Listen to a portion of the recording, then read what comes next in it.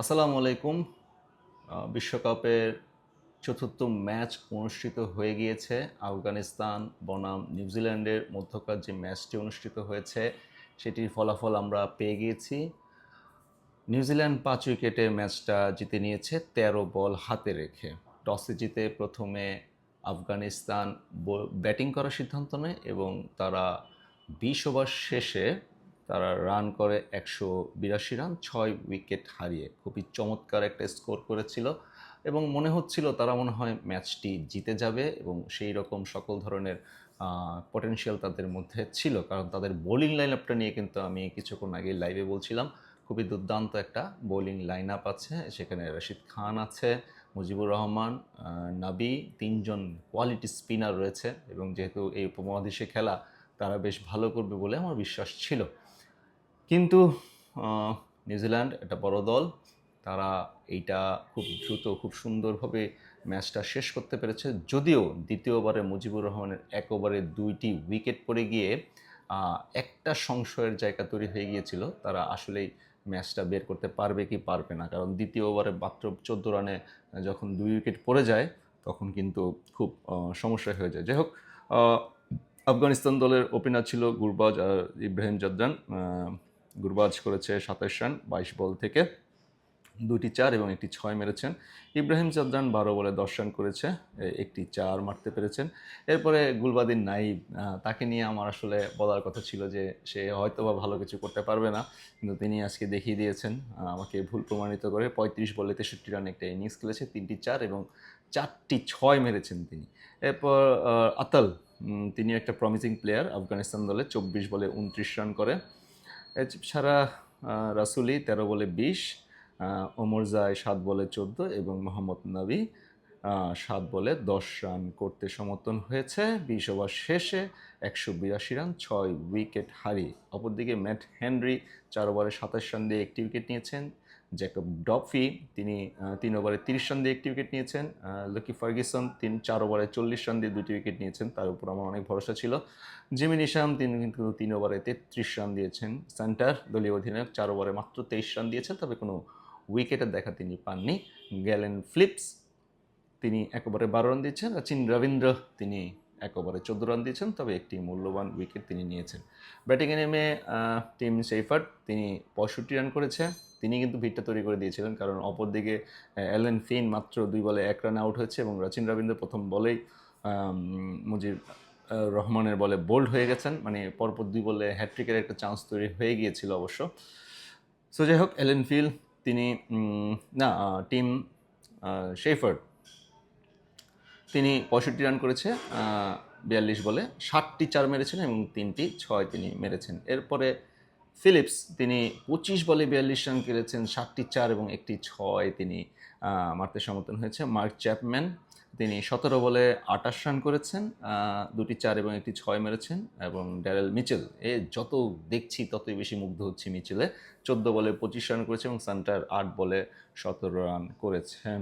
So মাত্র 17 over 5 বলে 183 run করে 5 উইকেট হারিয়ে ফজল হক ফারুকি 2 ওভারে মাত্র 25 রান দিতে পেরেছে। ভালো বোলিং ছিল, বলার ছিল। মুজিবুর রহমান 4 ওভারে 31 রান দিয়ে 2টি উইকেট নিয়েছে। এছাড়া অমরজাই, তিনি 40 রান দিয়েছেন 3.5 ওভারে, একটি উইকেট নিয়েছেন। রশিদ খান 4 ওভারে 36 রান দিয়ে একটি উইকেট নিয়েছেন। জিয়াউর রহমান 3 ওভারে 33 রান দিয়েছেন এবং মোহাম্মদ নাবি 1 ওভারে 18 রান দিয়েছেন, তবে একটি মূল্যবান উইকেট তিনি নিতে পেরেছেন। আফগানিস্তান কিন্তু এই ধরনের টুর্নামেন্টে বেশ একটা সেই লেভেলের একটা এক্সাইটমেন্ট উত্তেজনা নিয়ে তারা মাঠে আসে। তারা চিন্তা করে যে যে কোনো দলকে তারা হারিয়ে দিতে পারে, আর আসলে সে ধরনের সামর্থ্য তাদের আছে।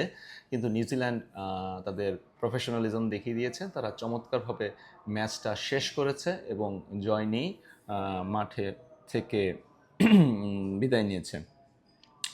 So player of the match হয়েছে টিম শেফার্ড। তিনি যেই ইনিংসটা খেলেছেন, প্রথম দিকে ওপেনিংয়ে নেমে 42 বলে 65 রানের ইনিংস, 7টি 4 এবং 3টি 6 তিনি মারতে পেরেছেন। এই রানটার কারণেই কিন্তু নিউজিল্যান্ড প্রথম ম্যাচটা জিততে সমর্থ হয়েছে।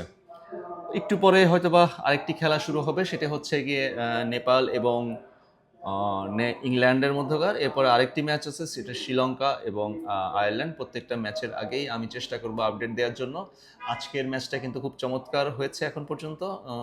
যে যদিও আফগানিস্তান আমাদের এশীয় দল, তারা ভালো করলে ভালো লাগতো, তবে যেটা দেখার বিষয় সেটা হচ্ছে নিউজিল্যান্ড কিন্তু বরাবরই বিশ্বকাপে বড় মঞ্চে ভালো করে, এবং এবার সেন্টারের নেতৃত্বে কেমন করে সেটাই দেখার বিষয় ছিল। প্রথমে কিন্তু যেই পরিমাণ 182 রান হয়েছে, এরপরে দেখা যাচ্ছে প্রথমেই দ্বিতীয় ওভারে 2টি উইকেট হারিয়ে ফেলে কিন্তু মনে একটু কাঁপন ধরছিল, যে মনে হয় যে নিউজিল্যান্ড মনে হয় হেরে যেতে পারে বা খারাপ হয়ে যেতে পারে, বা যে কোনো কিছু হতে পারে। ক্রিকেট তো গোল বলের খেলা, বলার আসলে খুব একটা সুযোগ নেই। তারপরও হোপ ফর দ্য বেস্ট। আশা করছি সামনের ম্যাচগুলোতে আফগানিস্তান ফিরে আসবে এবং ভালো কিছু করে দেখাবে। নিউজিল্যান্ডের আফগানিস্তানের ম্যাচ আছে আরও চমৎকার একটা গ্রুপে কিন্তু খেলাটা পড়েছে। আমি আসলে এইমাত্র দেখছিলাম, কানাডা আছে, সাউথ আফ্রিকা আছে, আরব আমিরাত আছে। আফগানিস্তান আমার কাছে মনে হয় যে কানাডা এবং আরব আমিরাতের সাথে জিততে পারলেও সাউথ আফ্রিকার সাথে তাদের জেতাটা কিন্তু খুব কঠিন হয়ে যাবে। অপরদিকে সাউথ আফ্রিকা আর নিউজিল্যান্ডই এই গ্রুপ থেকে সম্ভাব্য যাওয়ার দল বলে মনে হচ্ছে, যদি না কোনো ধরনের কোনো অনাকাঙ্ক্ষিত ঘটনা ঘটে। আফগানিস্তানের আজকের এই ম্যাচটা খুবই গুরুত্বপূর্ণ ছিল।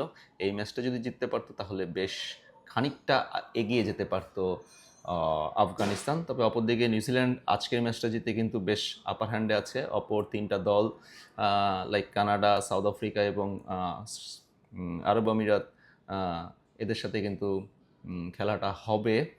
হাড্ডাহাড্ডি একটা লড়াই হওয়ার সম্ভাবনা দেখতে পাচ্ছি। যেটা মজার একটা খেলা হবে সেটা হচ্ছে সাউথ আফ্রিকা নিউজিল্যান্ড যেদিন খেলা হবে, সেই খেলাটাই আসলে দেখার বিষয়, কোন দলটা জিততে পারে, এবং যারা জিততে পারে তারাই কিন্তু গ্রুপ চ্যাম্পিয়ন হতে পারে। তবে সাউথ আফ্রিকারও বলা যায় না, যে কোনো সময় যে কোনো কিছু ঘটে যেতে পারে। আসলে গোল বলের খেলা, বিশ্বকাপ নিয়ে এবার তেমনটা উন্মাদনা আমাদের ভিতর অতটা বেশি না থাকলেও আসলে ক্রিকেটকে তো ভালোবাসি। এই কারণে প্রত্যেকটা ম্যাচ শেষে চিন্তা করি যে আমার অ্যাসেসমেন্টটা কেমন, আমার চিন্তাভাবনাটা কেমন, সেটাই আসলে তুলে ধরবার চেষ্টা করি। আশা করছি আমার এই চ্যানেলটা আপনারা লাইক করবেন, আমার ভিডিওটাতে ভালো লাগলে সাবস্ক্রাইব করবেন এবং পাশে থাকবেন। ধন্যবাদ সবাইকে। আসসালামু আলাইকুম।